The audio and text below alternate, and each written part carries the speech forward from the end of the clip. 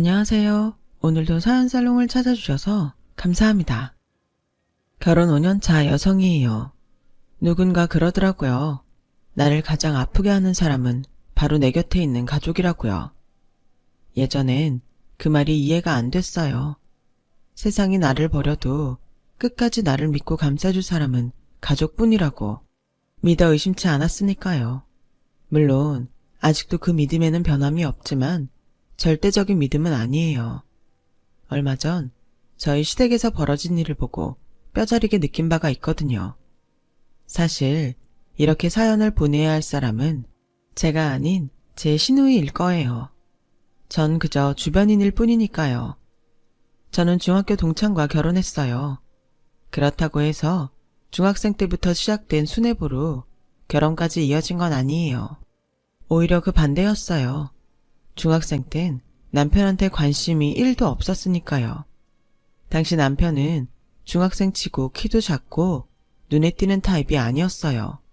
오히려 눈에 띄었던 건 남편과 절친이었던 남학생이었죠.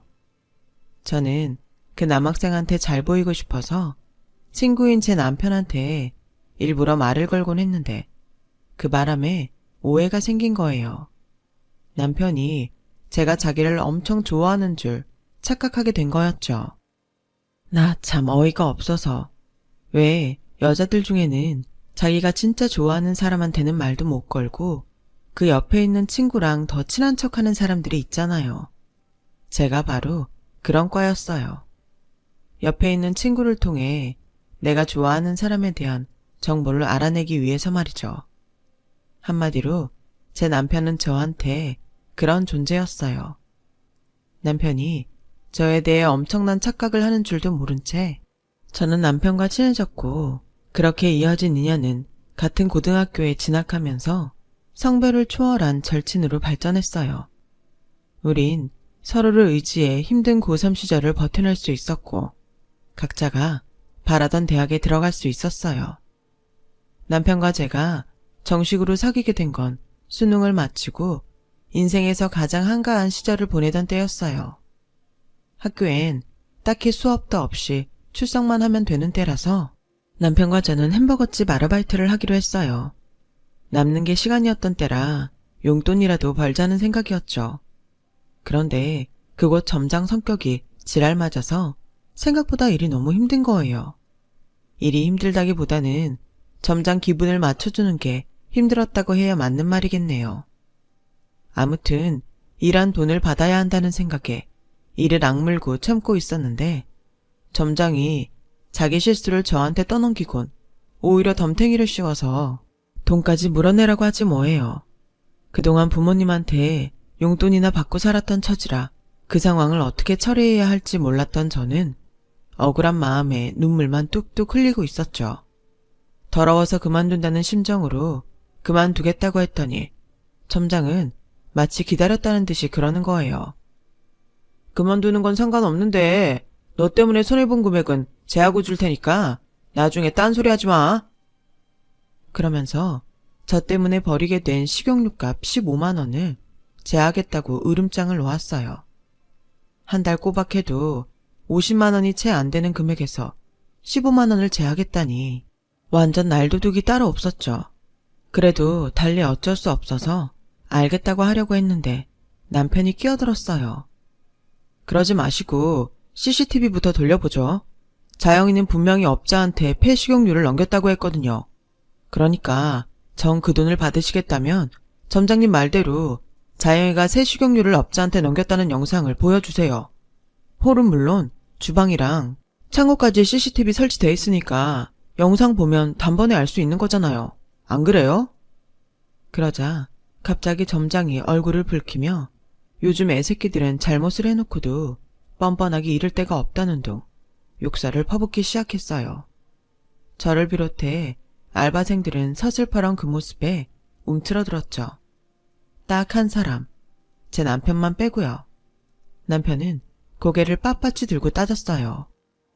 저희가 무리한 요구를 하는 건 아니잖아요. 증거를 보자는데 왜 윽박지르세요? 혹시 못 보여줄 이유라도 있는 건가요? 자꾸 이러시면 경찰 부르겠어요. 경찰 부는 앞에서 CCTV 까고 잘잘못 가리자고요. 아, 됐어.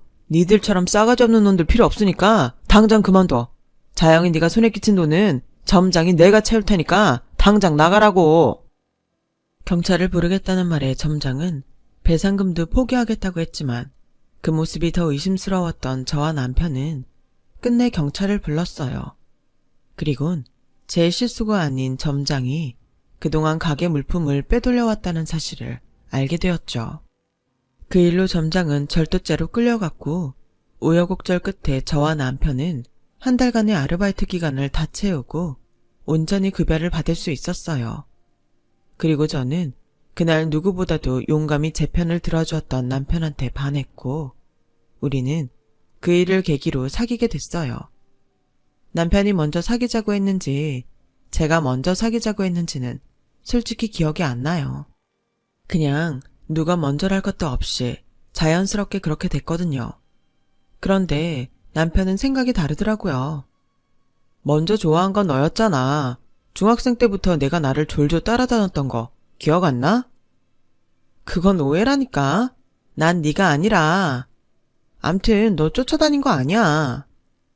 차마 자기 친구를 좋아했다는 걸 말하기 그래서 대충 얼버무렸더니 아직도 남편은 제가 먼저 자기를 좋아했다며 자신만만이에요. 근데 이상한 건 제 기억으론 남편이 먼저 제게 들이댔던 것 같거든요. 뭐 누가 먼저든 간에 결론적으로 우리가 결혼까지 해서 잘 살고 있으니 누가 먼저든 뭔 상관이겠어요. 근데 남편이 사람들 앞에서 으스대며 제가 먼저 자기를 짝사랑했다는 소리를 할 때마다 입을 콱 꼬매버리고 싶은 충동을 느끼곤 해요. 뭐 가끔이지만요.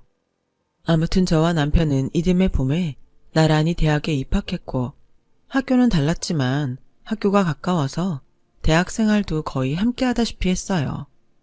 1학년을 마친 남편은 군입대를 했는데 공익근무 요원이라서 훈련소 생활을 할 때 빼고는 거의 평소처럼 만날 수 있었어요.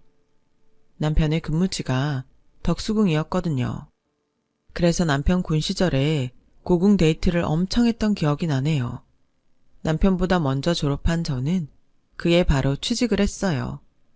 직장인이 되고부터는 남편과 데이트를 할 때마다 거의 제가 돈을 썼어요.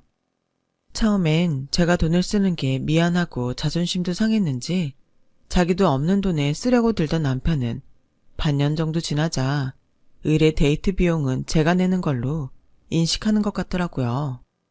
오래 만나서 권태감을 느끼기도 했고 금전적인 부분까지 겹치니까 내심 이 남자를 계속 만나야 되나 하는 생각을 하게 되더라고요.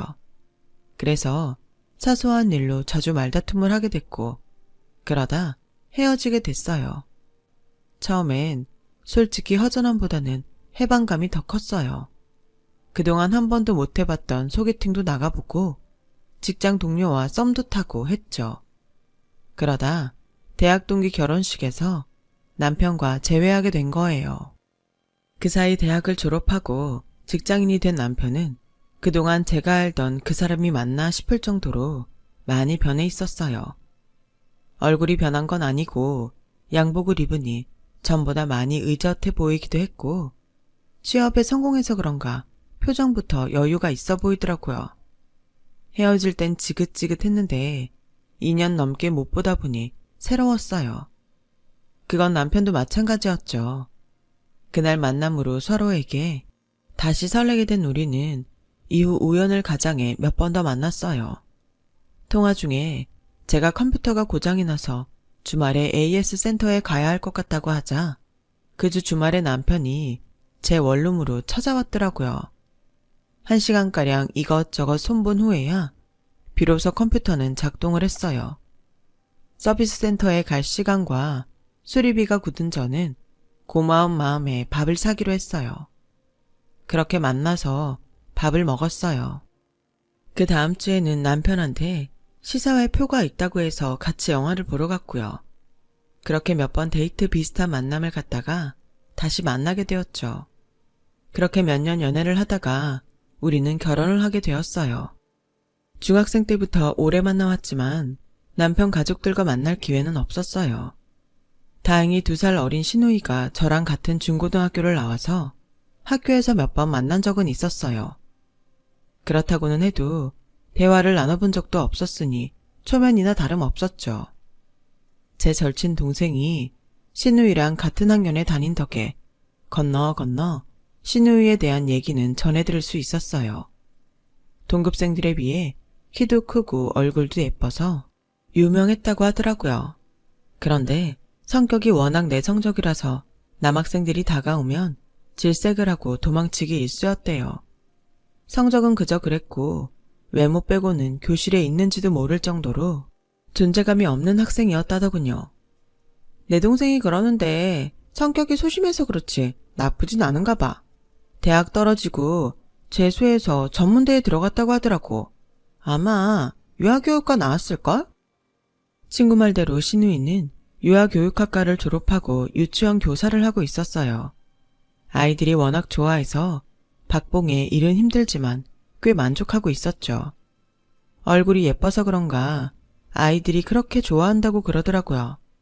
아이들이 유치원 선생님 좋아하는데 얼굴 예쁜 거랑 무슨 상관이냐고 하실지 모르겠지만 사실 애들이 성인들보다 외모에 더 민감하대요. 실제로 유치원 아이들이 예쁜 선생님을 더 좋아한다고 그러더라고요. 저는 시댁 식구들과 빨리 친해지기 위해 먼저 시누이를 내 편으로 포섭해야겠다고 생각했어요. 그래서 남편한테 여동생이랑 같이 밥 한번 먹자고 했죠. 그랬더니 여동생이 싫다더래요. 불편해서 체할 것 같다고요. 그 말에 좀 서운하더라고요. 저라고 편해서 그런 자리를 만들려 했던 건 아니니까요. 그렇게 시누이에 대한 첫인상은 한마디로 그닥이었어요. 반면에 시부모님은 2분 다 저에게 무척 호의적이셨어요. 뭐든 저한테 맞춰주시려고 노력하시고 제가 뭘 잘못해도 칭찬 일색이셨죠. 시부모님이 며느리한테 그러기 쉽지 않을 텐데 말이에요. 그런데 결정적인 단점이 있었어요. 돈을 무척이나 밝히신다는 거였죠. 무력도 엄청 심한 편이고요.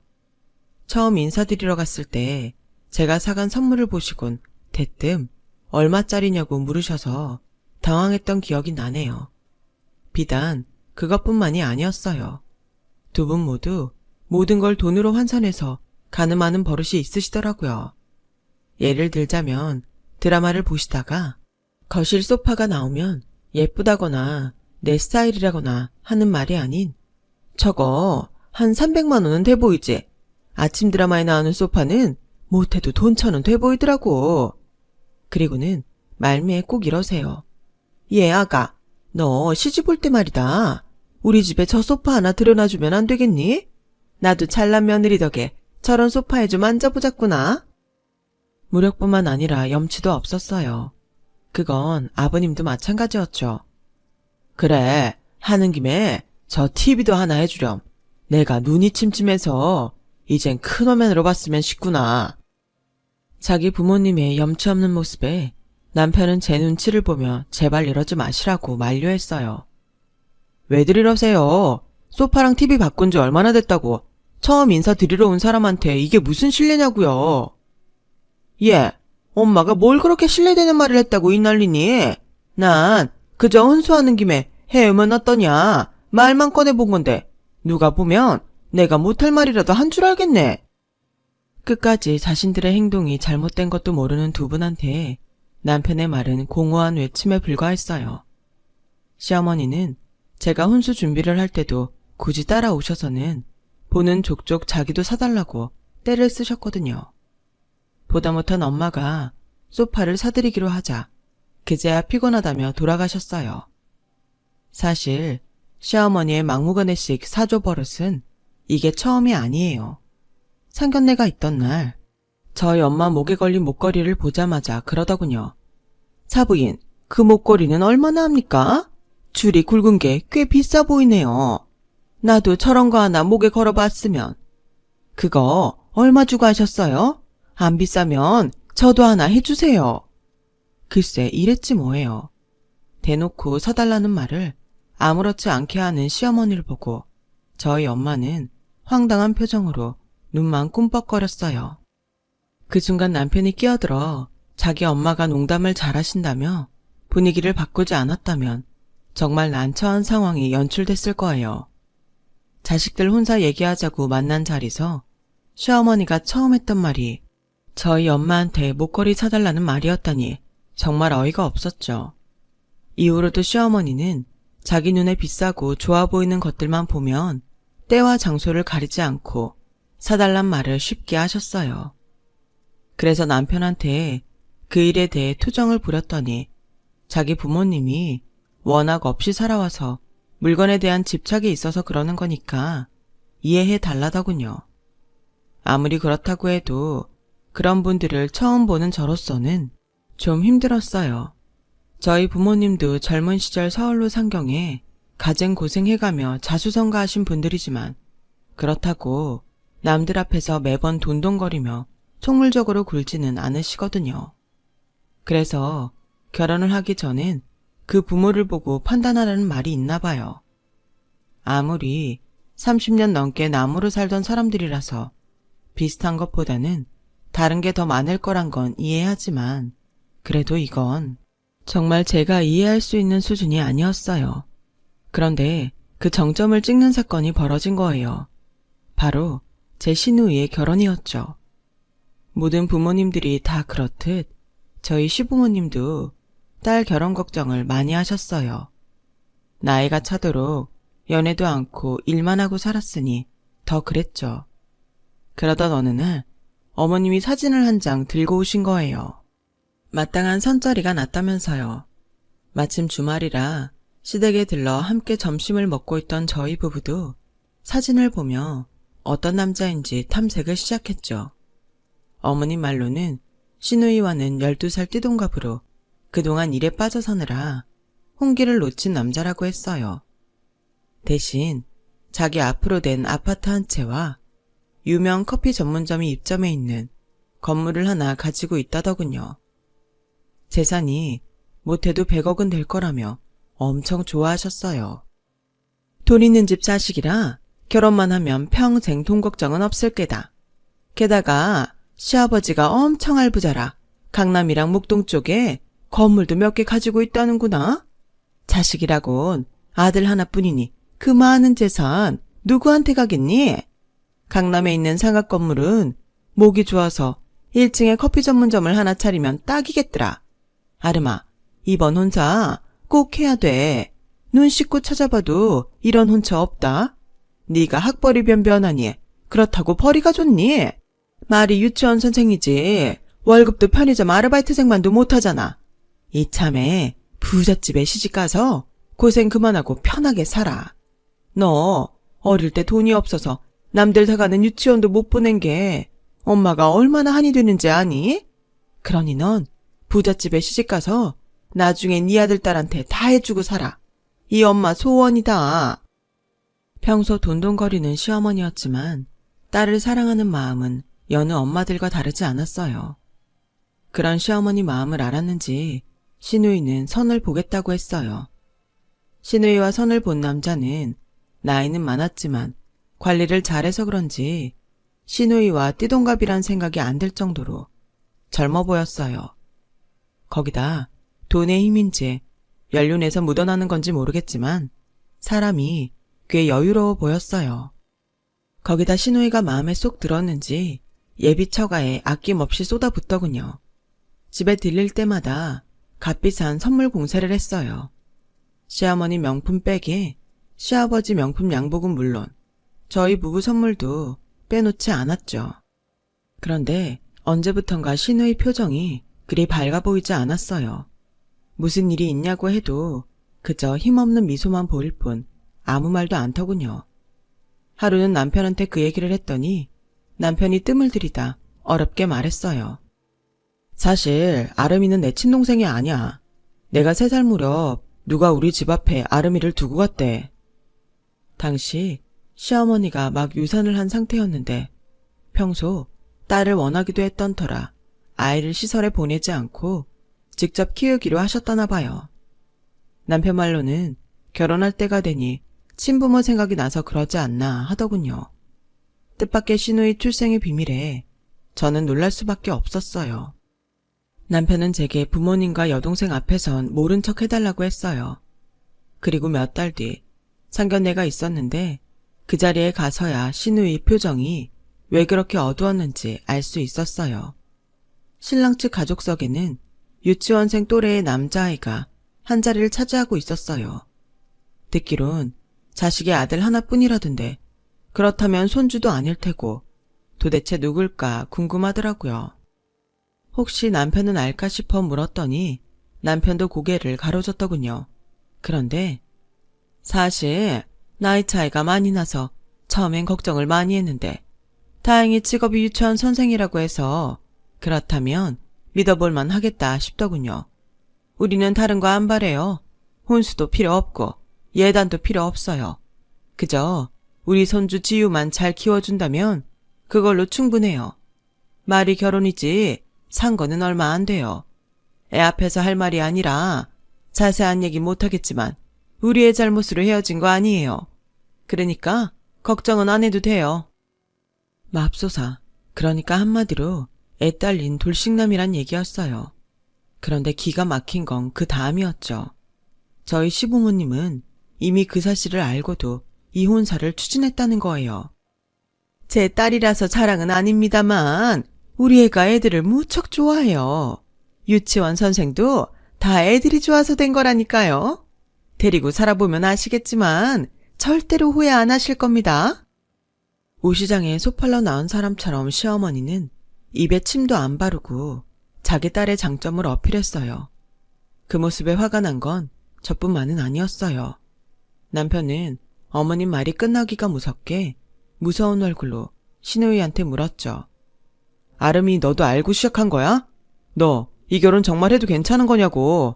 이 자리에서 똑똑히 말해. 다른 사람 눈치 보지 말고 네 생각을 직접 말하라고. 그러자 시누이가 닭똥 같은 눈물을 뚝뚝 흘리며 말했어요. 오빠, 솔직히 나 자신 없어. 남의 아이를 키우는 게 자신 없는 게 아니라 내가 엄마가 된다는 게 그게 자신 없다고. 남의 집 대문 앞에 날 버리고 도망간 냅치모처럼 나도 힘들어지면 자식을 버리게 되지 않을까 겁나고 엄마 노릇 잘할 수 있을지도 모르겠어. 엄마 아빠 미안해요. 그동안 길러주신 은혜 생각하면 이 결혼 해야 하는 게 맞지만 난 아직 누군가의 아내로 엄마로 살 자신이 없어요. 죄송해요. 시누이는 울면서 룸을 나갔어요. 예비신랑 측 부모는 이게 다 무슨 소리냐며 노발대발했고 시부모님은 끝까지 거짓말을 해가며 시누이 말을 무마시키려 했지만 역부족이었어요. 남자 측 부모가 이번 혼사는 없던 걸로 하자고 했거든요. 그리고 나가는 길에 예비신랑이 저희 시부모님께 그러더군요. 가게 인테리어 공사 당장 중지하세요. 그리고 손해배상 청구할 테니 각오하시는 게 좋을 겁니다. 그러자 시어머니는 남자의 바지가랑이를 보여잡고 한 번만 기회를 달라고 통사정을 했어요. 알고 보니 시누이를 제 취자리로 시집 보내는 조건으로 강남 빌딩 1층 상가를 받기로 하고 예비신랑이 카페 인테리어 공사비까지 대주고 있었더라고요. 한마디로 딸 팔아 한미천 잡으려고 했던 거였죠. 시누이 결혼의 전말을 알게 된 남편은 시부모님과 엄청 크게 싸웠어요. 아무리 피 한 방울 안 섞인 딸이지만 어떻게 돈 몇 푼에 팔아치울 생각을 할 수가 있냐고요. 하지만 돈에 눈이 먼 시부모님은 시누이가 받을 상처는 상관없이 공사비 물어줄 걱정만 했어요. 아유, 다 얻은 가게 뺏기는 것도 억울한데 그 공사비를 어떻게 물어줘. 이놈의 기집애가 산통만 안 깼어도 노른자 땅 상가가 우리 거였는데 키워준 은혜도 모르는 배은망덕한 년? 시부모님은 끝까지 무력에 취해 자신들이 무슨 짓을 벌이려 했는지 깨닫지 못하는 것 같았어요. 오히려 파혼이 결정된 이후 툭하면 시누이에게 막말을 했죠. 보다 못한 저는 남편한테 얘기해 시누이를 집으로 데려왔어요. 그렇게 시누이와 한 집에서 살게 되면서 그간 못 나눴던 얘기도 나누고 많이 가까워졌어요. 그러자 시누이도 제게 마음을 열었는지 파혼을 결심한 진짜 이유를 말해주더군요. 하루는 내가 일하는 유치원으로 처음 보는 여자가 찾아왔어요. 그 사람의 전부인이라고 했어요. 그 여자는 신우이한테 한 번만 아이를 만나게 해달라고 부탁했대요. 예랑을 통해 전 부인이 불륜을 저질러 이혼을 했다고 들은 터라 신우이가 싫다고 거절했더니 일주일 내내 찾아와 자기 얘기 좀 들어달라고 사정을 하더래요. 전 부인이 자꾸 찾아오면 직장에 피해가 갈까봐 그냥 얘기를 들어주고 끝내야겠다 생각했대요. 그런데 얘기를 들어보니 잘못은 전 부인이 아닌 예랑한테 있다는 걸 알게 된 거죠. 여자는 몇 장의 사진을 보여주었는데 온몸이 맞아서 멍들고 그 흔적이 담긴 전 부인 사진이었죠. 그 사람 술만 마시면 사람이 변해요. 자기 마음대로 안 되면 주먹부터 나가는 사람이거든요. 술이 깬 다음 날엔 무릎까지 꿇고 미안하다고 통사정을 하죠. 처음엔 그런 모습에 참고 넘기곤 했는데 그때뿐이었어요. 또다시 술에 취하면 똑같아요. 아이를 생각해서라도 이혼을 하려고 마음 먹었고 그 사람한테 아무것도 필요 없으니 애만 달라고 했어요. 웬일인지 순순히 그러겠다고 하길래 마음 놓고 있었는데 사람을 고용해서 저를 호텔방으로 유인해 저를 나쁜 짓 한 사람으로 몰고 집에서 내쫓더군요. 재력을 앞세워 이혼 소송에서 친권과 양육권까지 뺏어갔고요. 제 아이를 만나게 해주세요. 당장 데려올 수는 없겠지만 적어도 엄마가 자기를 버린 게 아니란 얘긴 해주고 싶어요. 제발 부탁해요. 부모한테 버려졌던 신우이는 전 부인 말에 모른 척할 수 없었고 그 후로 아이와 친해지기 위해 그런다는 핑계로 아이와 단둘이 외출을 하곤 했대요. 친모와 만나게 해주려고요. 하지만 상견례가 끝나면 결혼이 기정사실화되는 거고 자기 역시 전 부인처럼 살게 될까봐 그게 두려워 의도적으로 파혼을 하려고 했던 거죠. 하지만 전 부인한테 들은 얘기를 말하면 아이와 전 부인한테 피해가 갈까봐 자기 출생의 비밀을 빌미로 파혼을 당했던 거고요. 엄마 아빠가 그 사람이 아이가 있는 이혼남인 걸 속인 건 용서할 수 있어요. 하지만 날 팔아서 그 돈으로 커피 전문점을 차리려고 했던 건 정말 용서가 안 돼요. 처음부터 그 남자가 얼마나 폭력적인 사람인지 알고 있었으면서 말이에요. 날 자식으로 생각 안 했던 거잖아요. 친부모한테도 버림받고 양부모에게도 버림을 받은 신우이는 한참을 서럽게 울었어요. 신우이 일이 있고 남편과 저는 시댁과 연을 끊고 살고 있어요. 신우이는 한동안 저희 집에서 살다가 오피스텔을 얻어 나갔어요. 그리고 얼마 뒤 시고모님 환갑잔치에 갔다가 저희 시댁 소식을 들었어요. 그쪽 예랑이 소송을 걸어서 파혼에 따른 정신적, 물질적 피해 보상금과 커피 전문점 인테리어 비용 등을 보상하라는 판결이 나왔다나 봐요. 돈을 물어주면 될 일을 돈 욕심에 차일피일 미루다가 술에 취해 찾아온 예랑과 시비가 붙어서 싸우는 바람에 온 집안 살림이 다 부서지고 예랑한테 맞아 아버님이 응급실에 실려갔다고요. 그런데 하필 아버님이 먼저 예랑을 친 데다 골프채까지 휘둘러 상황이 불리하게 됐다더군요. 돈은 돈대로 깨지고 몸은 몸대로 다치게 된 거죠. 결국 하나뿐인 집까지 팔고 그 돈을 고스란히 예랑한테 뺏길 판이라고요. 얘기를 들어보니 안 되긴 했지만 그런 남자한테 딸을 돈 받고 팔려고 했던 걸 생각하면 자업자득이란 생각밖에 안 드네요. 돈 좋아하다가 자식도 잃고 그렇게 아끼던 돈까지 다 잃었으니 말이에요. 그놈의 돈이 뭐라고 죽을 때 한 푼도 손에 쥐고 갈 수 없는데 말이죠. 저도 돈이 인생에서 정말 중요하다고 생각합니다. 하지만 항상 더 중요한 것들이 존재한다는 것도 잊지 않고 살아야 할 것 같아요. 그게 인간과 다른 무언가들을 나누는 소중한 부분 중 하나가 아닐까 합니다. 지금까지 제 사연을 들어주셔서 감사합니다. 좋은 사람들과 항상 건강하고 행복하세요. 여러분, 사연 댓글에 응원과 현명한 조언 부탁드려요. 좋아요와 구독은 저에게 큰 힘이 됩니다. 오늘도 좋은 일 가득하세요.